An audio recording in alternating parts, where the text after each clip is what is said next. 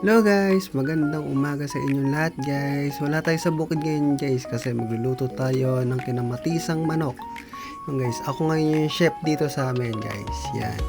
Pinakita sa inyo yung mga ricado sa gagawin nating luto ngayong paborito kong kinamatisang manok. Yan guys. Andyan yung pechay natin, kamatis, sibuyas, bawang. Tapos yung mga ricado pa na ilalagay natin. Guys, may okra tayo dyan guys. Pasensya nyo na yung okra ko, masyadong maliit. Pero okay na yan guys. Talagang ganyan talaga. Guys, simulan na natin yung paghihiwa sa mga ricados natin. Kailangan natin ng ano yan guys, panggisa-gisa. Yan, panggisa-gisa natin yan mga guys. Yan, medyo tapos na natin yan. Yan bawang na yan guys, medyo mahal ng bawang ngayon, piso isa ata yan, basta yan ganyan, piso isa yan. Tapos yan sibuyas, mahal din ang sibuyas ngayon, grabe, ang sakit sa bulsa ng mga sibuyas ngayon. Siyempre medyo marunong naman tayo magluto, kaya ako yung magluluto ngayon.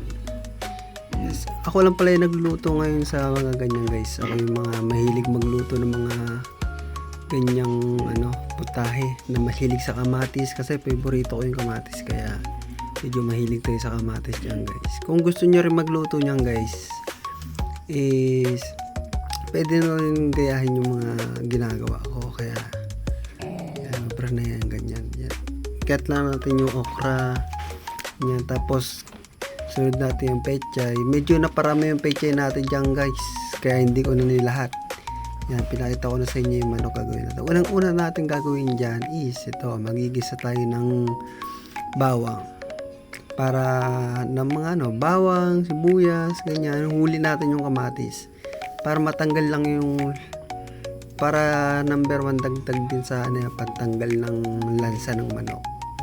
Pagtapos natin yan guys, is lalagay na natin lahat yan, tapos lagay na natin yung kamatis. Yan, sakto na yan. Mas maganda yung maraming kamatis para pag ganyan na yung kulay guys, lagay nyo na yung manok. Tapos pagtapos nyo dyan, isahaluin nyo na lang yan para kumapit yung kulay ng kamatis dun sa manok. Medyo labog na nga yung kamatis natin dyan, pero pwede na yan guys. Yan, pag ganyan na yung kulay guys, lagyan nyo na ng water by Pasig Liver. Yan, pag ganyan na guys is diba, ganyan yung mura. Yan guys, ganyan, pwede na yan. Kaya na natin, tikpan na natin yan.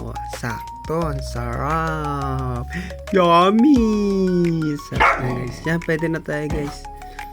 Pagtas natin magluto, kain na tayo syempre. Tara guys, kain na, bye bye.